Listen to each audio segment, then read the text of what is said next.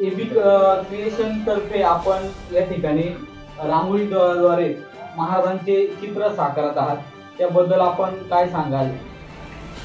सर्वप्रथम सर्व शिवभक्तांना, शिवप्रेमींना शिवजयंतीच्या हार्दिक शुभेच्छा। एबी क्रिएशन द्वारे आम्ही काय करतो, एबी क्रिएशन द्वारे आम्ही आज महाराजांच्या जयंतीनिमित्त आमच्यातर्फे शिवचरणी एक छोटीशी रांगोळी सादर करतोय। यात आम्ही महाराजांचं व्यक्तिचित्र रेखाटतोय, प्रयत्न करतोय की ते व्यक्तिचित्र हुबेहूब रेखाटलं गेलं पाहिजे। जो रुबाबदारपणा, जो जिवंतपणा महाराजांमध्ये होता तो आम्ही या रांगोळीने साकारण्याचा प्रयत्न करतोय।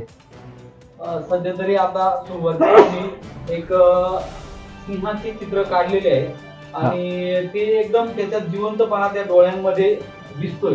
तो जिवंतपणा पुढे पण महाराजांच्या प्रतिमेमध्ये दिसेल असे तर वाटतेच, पण त्याबद्दल काय सांगाल?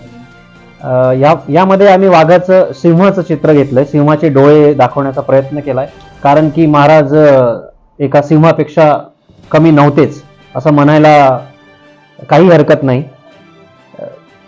आता जसा जिवंतपणा आम्ही या डोळ्यांमध्ये आणलाय, तुम्ही बघू शकता की थोडेसे रिअलिस्टिक डोळे झालेले आहेत। तसाच हुबेहूब आम्ही महाराजांमध्ये पण, महाराजांच्या डोळ्यांमध्ये पण तो भाव लावण्याचा प्रयत्न आम्ही करू। बावणे सर, आतापर्यंत तुम्ही अनेक चित्र रेखाटले, त्या चित्रांमध्ये काही वेगळं पण जाणवलंय का? आतापर्यंत मी हजारोंच्या वर रांगोळ्या साकारलेल्या आहेत, विविध विषयांवरही रांगोळ्या केलेल्या आहेत।